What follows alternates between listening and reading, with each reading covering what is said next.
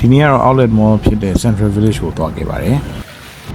ဒါကတော့ကျွန်တော်ရမ်းကြိုက်တဲ့ brand တွေရဲ့ Echo brand တစ်ခုပေါ့နော်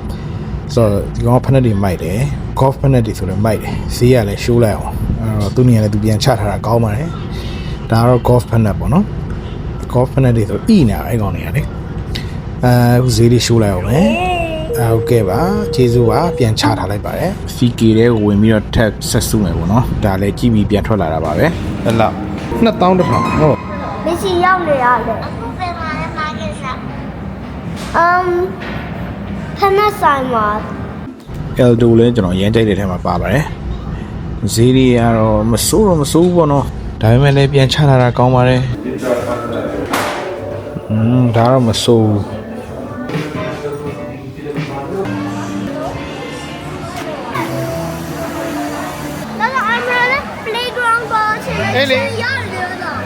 ရတယ်အခုကတော့ပြန်ပြီဗျာ window shopping မှာပဲ brand တွေကတစ်ခုတစ်ခုကျွန်တော်တို့ကင်တာပေါ့နော်ကင်တော့အကြီးတော့ဆိုင်ရှင်တွေကမကြိုက်တော့ပါဘူးအဲ့ဒါနဲ့ပြန်ပါပြီဒါပါပဲ